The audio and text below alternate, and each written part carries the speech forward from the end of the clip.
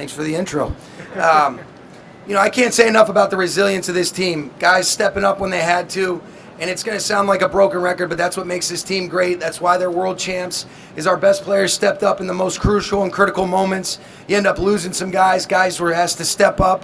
I just can't say enough about how much I love this group. They played for one another.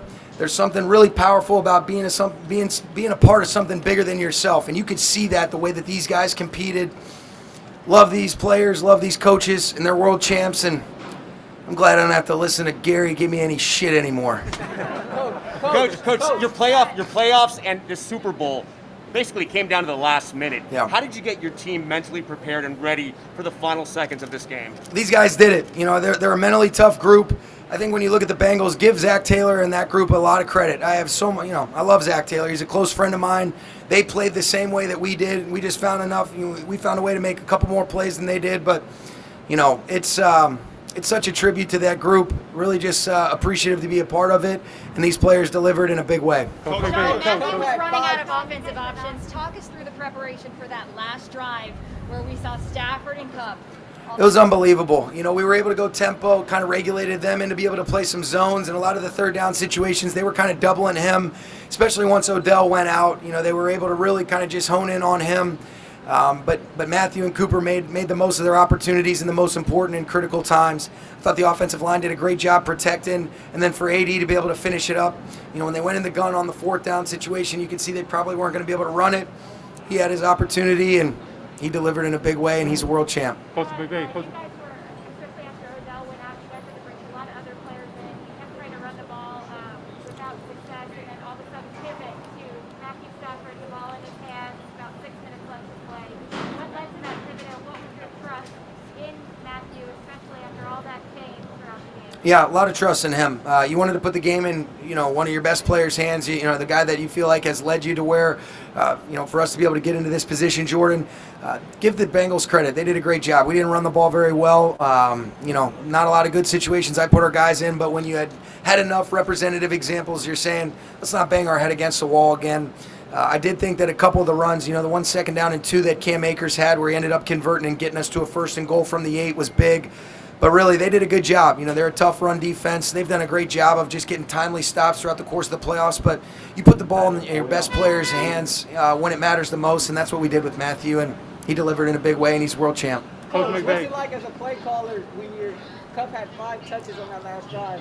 You're in a spot where you got to get the ball in the hands of your Triple Crown winner. Yeah, it was a credit to he and Matthew being able to deliver. Rashawn, I thought, we were able to get him in some more regulated looks where they weren't able to just have, when you're able to go fast, it did some things that helped us be able to get him those touches, but they still were tight window throws. They made it really difficult tonight. I got a lot of respect for that Bengals defense, but they found a way, and then once we got down in the tight red area, it felt like it was about 60 plays for us to be able to finally get that one in on the fade, and Cooper Kupp is the man. What was the decision to go in a 4th and 1 on your own 30? You know what? Sometimes you just go with a gut feel. I felt like based on the way that they had played some of those short yardage situations that Kupp would have a chance to be able to circle the defense. They defended it really well, but it was a great player making a great play. We don't make that play, we're not sitting up here winning that game for sure. Big-time play. Coach McVay. Dan Hubbard on podium 3. Does this help you, and how are you feeling personally about winning a Super Bowl? You know what? I would say this, Gary. I think the biggest thing that I've realized about this group is you're reminded of your real purpose. There's a difference between passion and purpose. The purpose is when you're doing it because you want to see the other people that you love and care so much about succeed more than really yourself. Everybody's got some innately selfish things, but I am so proud to be associated with this group, and really, whether it's Aaron Donald, Whitworth, Stafford, Eric Weddle, there's so many guys that I'm just so happy. Von Miller, Odell, being able to bring those guys in. I could go on and on, the Robert Woods of the world. I love this group so much, love these coaches, and that drives you to try to be your best within the framework of your role. And I think that's what made this team special. I say a lot of stuff, at the moment, that's how I felt. You get over it. As a competitor, you have to be able to do that. But certainly, this was really satisfying to see these guys and to see the looks on their faces, to be able to do it in the house that Mr. Kroenke built. It's really special. Love this group. So proud to be associated with them, Gary. Coach McVay, we talked about resiliency with your ball club all season. How much was on display today? tonight? You tell me. There was a lot of that shit tonight. These guys did a great job. I thought in the most critical moments, that's when they were at their best. And, really, when you look at the way that second half started, a lot of teams would have folded. They hit the big one to T. Higgins. Then we end up turning the football over offensively on the very first play. I thought it was a huge sudden change stop by the defense. But really the defense, I thought, because we ended up sputtering out a lot offensively in the second half, but defense just came up with stop in, stop out to come away with 7 sacks, tying a Super Bowl record.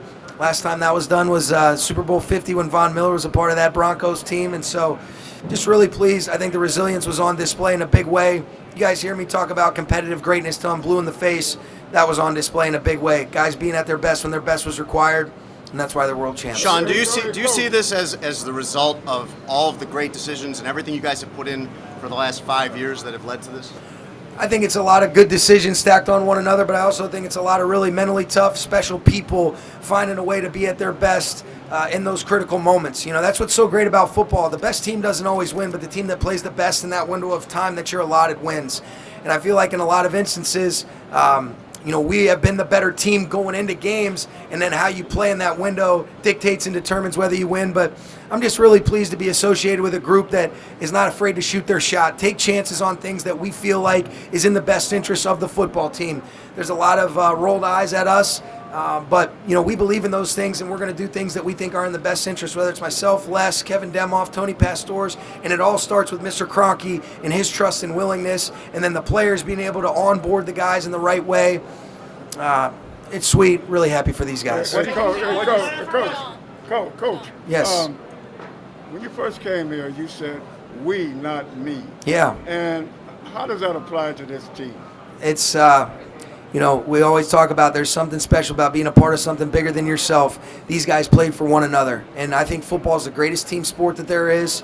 And when you play for that guy next to you, you trust yourself, you trust your teammates, you stay connected through the good and the bad. Good things like this can happen, and that's why these guys are where they are today. They really embodied that in the right way. Through this postseason push, how has Aaron Donald pushed you?